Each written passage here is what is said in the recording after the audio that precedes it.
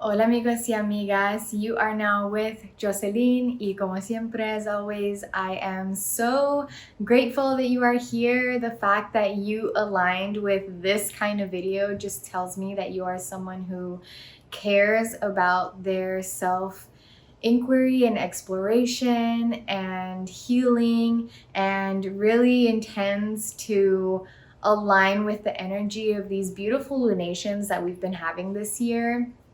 So I'm just so grateful for the kind of people and beautiful spirits that I attract to my channel. If you are a returning subscriber, thank you so much for being here and for investing in this growing community. I'm genuinely just so honored that you took an interest and felt inclined to stick around and be here and invest in my content and all of that good stuff. So thank you. And if you are new here, welcome. I hope that you end up loving this video so much that you end up just wanting to explore more of my content and make sure that you don't miss out on any of my weekly videos. I've been dropping more than one video every single week this year, and I'm honestly just so proud of myself because I really am so committed to my YouTube community and this venture that I've always wanted to be on, and now I just finally invested in. So thank you all so much. Every new subscriber that I get is just like an affirmation that I'm just so grateful to receive, and you all just keep me going. So thank you for being here.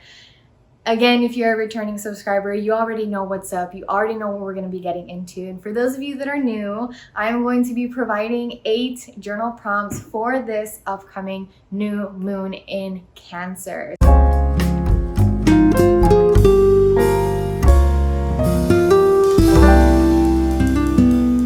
This week we have a new moon in Cancer, and I love new moon weeks because I just feel like they have this energy of renewal and just like freshness, and the fact that it's in Cancer just feels like there's going to be this emphasis on really nourishing and nurturing ourselves mentally, spiritually, physically, emotionally. And I highly recommend that you check out my energy reading. I'm gonna put it in the card right here and link it so you guys can go check that out, because the new moon energy is definitely reflected in the energy reading there. I do drop an energy reading every single Sunday, just a heads up, for those of you who want to just really align with your higher selves every single week. But these journal prompts are so good, and I'm so excited to share them with you all. They are, again, just all created and channeled with the intention to really guide you in aligning with the energy of this Cancer new moon and really assist you in digging deeper, like beyond the basic new and full moon prompts that, can be a little redundant. These are more so just like very specific to the energy we're experiencing right now and are really intended for you to get to know yourself and really prepare for this new cycle that we are stepping into. So I'm going to get more into each of the prompts as I share them, so I'm not going to say too much. Let's get into these 8 prompts because I have been so excited to share them. So let's go.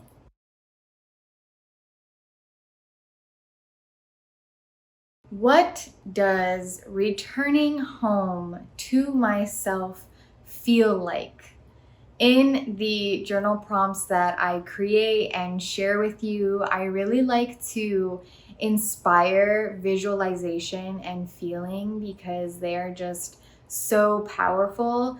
And in light of this new moon in Cancer, I feel like there is this highlight in our home, our perception of home, our experience of home, our defining of home. And so I really want to encourage you to explore that within you and really get into visualizing what that feels like. How does it feel to return home to yourself? What does it look like? What does it consist of? Because I know that all of us right now, the transitions we're experiencing, the transformations we're experiencing, the change, the healing is really all of us aligning with our most authentic selves. So in many ways, it is a reflection of us returning home to ourselves. So that is the intention of this prompt. And if you do end up choosing this prompt, I would love for you to share an excerpt of what you wrote, because I feel like anything that we choose to write down for this prompt is going to be just so poetic and beautiful. So I hope you enjoy it. When am I assertive and when am I nurturing? So I feel like there has been this duality of energy. I feel like many of us have been feeling very assertive towards manifesting this dream that we clearly envision for ourselves, this life that we clearly envision for ourselves, this version of ourselves that we clearly envision. And we've just been very assertive in making sure that nothing gets in the way of that happening, that we don't fall back to past versions of ourselves that we've overcome, that we've grown through, that we've healed. And there's also this energy of wanting to make sure that our assertiveness doesn't deplete us, that our assertiveness doesn't resort us back to old ways of thinking, of being, of doing. And there's this nurturing energy where it's like we want to take care of ourselves, take care of our needs, take care of our loved ones, take care of our passions, of our dreams. So there's this strength and softness that is being cultivated in our lives right now. And I wanted to acknowledge that with this prompt. So start reflecting, should you choose this prompt, on when your assertiveness shows up and when your nurturing, nourishing self shows up. Because when you acknowledge and observe when those reflections of you shows up, like in what environments, around what kind of people, etc., you can really get to know more about yourself. So enjoy this prompt of self-exploration, of strength and softness, and just overall duality. What awareness have I gained regarding managing my emotions? Many of us, in the midst of our healing, of our transformations, of our self-evolution throughout the past year, have been gaining more and more conscious awareness regarding the management of our emotions, being more emotionally attuned, being more emotionally aware, being more emotionally balanced, and really coming to understand what that looks like, what that feels like, what the management, what the care, what the attentiveness of that looks like, of our emotions looks like. And so this prompt is holding space for you to really acknowledge that awareness, acknowledge the wisdom that you've gained, and write it down, journal it, log it, so that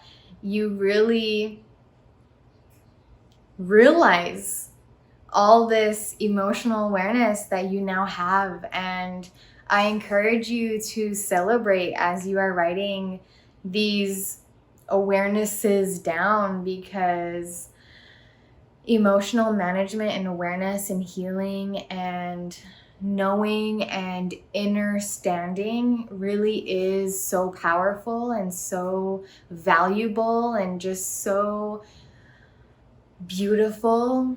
So for those of you who have been gaining more awareness and have things to write when it comes to this prompt, congratulations to you. And also just thank you for taking the time to really tune into your emotions and hold space for them and understand them, because not only does it make a difference in your own world, but our world, when we are all just emotionally aware.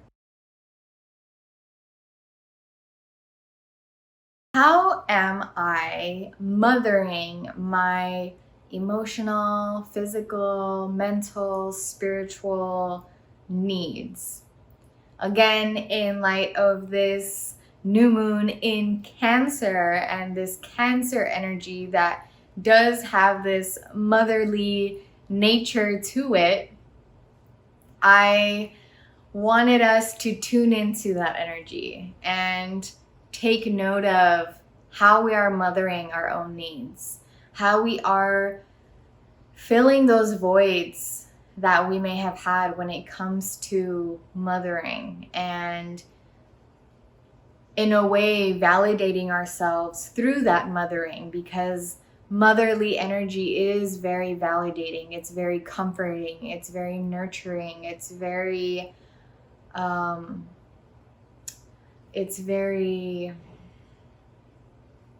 soft.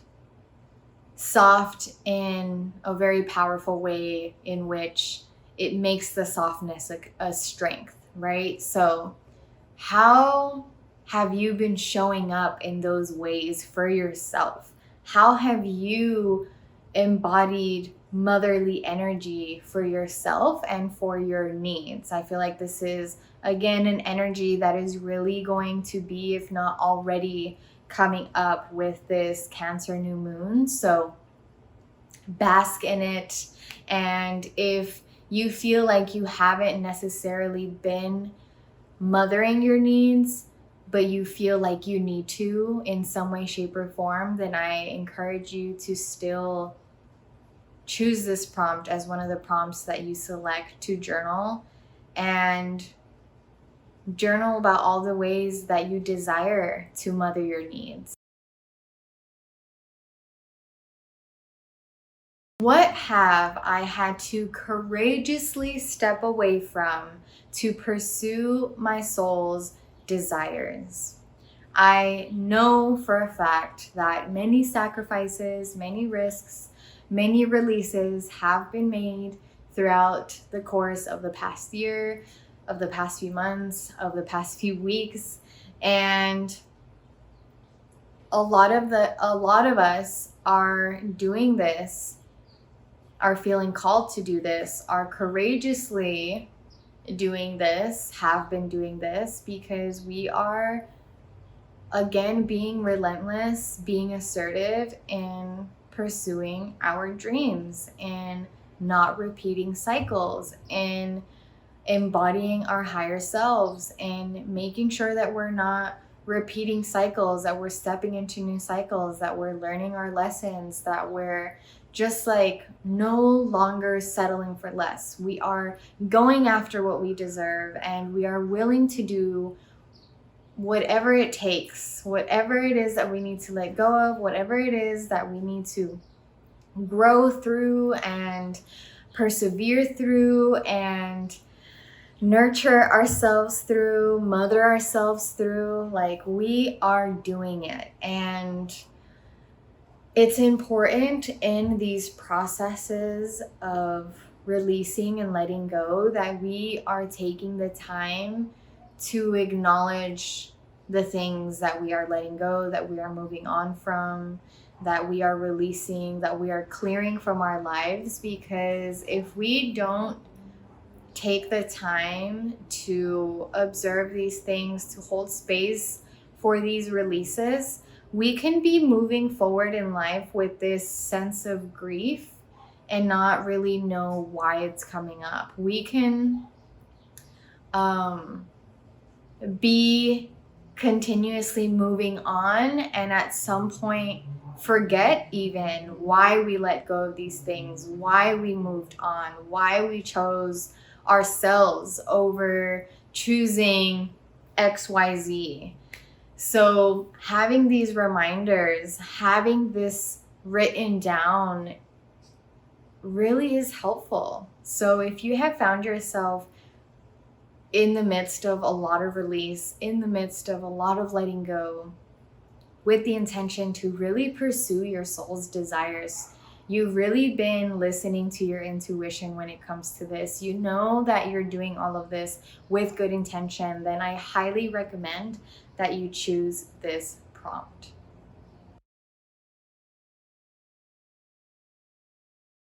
If I had dinner with my soul family, what would we eat? What would we talk about? And how would I feel? We are going to be, as we continue to return home to ourselves, as we continue to align deeper with the most authentic version of ourselves, we're also going to be attracting our soul family. We're going to be attracting people who are mirror reflections of the most authentic version of ourselves. And because they reflect the most authentic version of ourselves, they are going to feel so connected to your soul, like soulmates. They're going to just feel like home. They're going to feel so right in so many divine, beautiful ways. And I want us to already get in the feeling tone of that, in the visualization of that. And I feel like imagining us with our soul families, sharing a meal, having discussions, being mindful of what it is that we're eating, and taking note of how we ourselves feel being around them, conversing with them, breaking bread with them, is something that I think would really benefit us to imagine and visualize and feel right now as we are amongst this new moon in Cancer. So highly recommend that we all choose this prompt, because it is in a way a form of manifesting our alignment with our soul family.